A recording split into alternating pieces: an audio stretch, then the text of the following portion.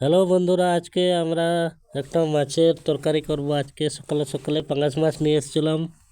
মাছগুলো কেটে নেওয়া হয়েছে, তারপর এই যে মাছগুলো ভাজা করা হচ্ছে। আর আমাদের মাটির উনুনে রান্না করা হচ্ছে। আর আমি আগের দিকটায় বসে আছি ক্যামেরাম্যান হিসাবে।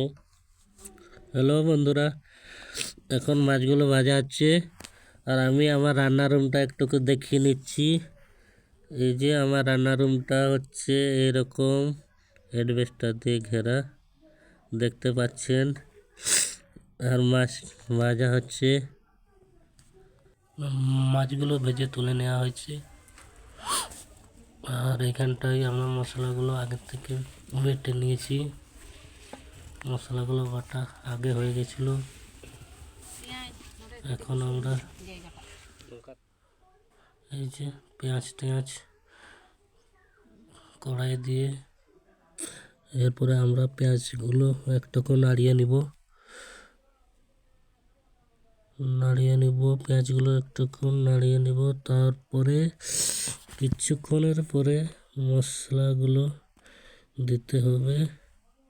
মশলাগুলো রাখা হয়েছে সাইডের দিকে। এখনো পেঁয়াজগুলো নাড়ানো হচ্ছে, মশলা দিয়ে দেওয়া হয়েছে। মশলাগুলো একটুক্ষণ নাড়িয়ে চালিয়ে নেওয়া হচ্ছে। আর মশলা হয়ে গেছে। এখন মশলায় একটুকু জল ঢেলে নেওয়া হলো। তরকারিটা কেমন হচ্ছে জানাবেন। মাছগুলো দিয়ে দেওয়া হচ্ছে। আর নিমন্ত্রণ রইল, আপনারা কোথা থেকে দেখছেন একটুকু জানাবেন।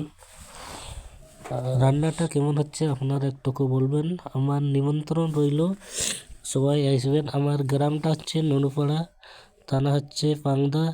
আপনারা আমাদের গ্রামে আসবেন, নিমন্ত্রণ রইল। আর এখন একটুকু ধনিয়া পাতা দেওয়া হবে।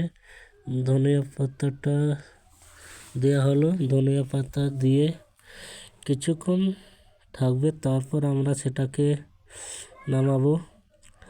আর আপনারা যারা দেখছেন একটুকু লাইক, কমেন্ট, শেয়ার করবেন।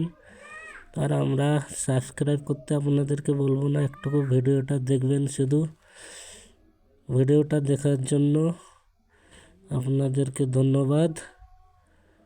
আর আমার গ্রামের ঠিকানা তো আমি দিয়েই দিয়েছি, গিয়ে চলে আসবেন।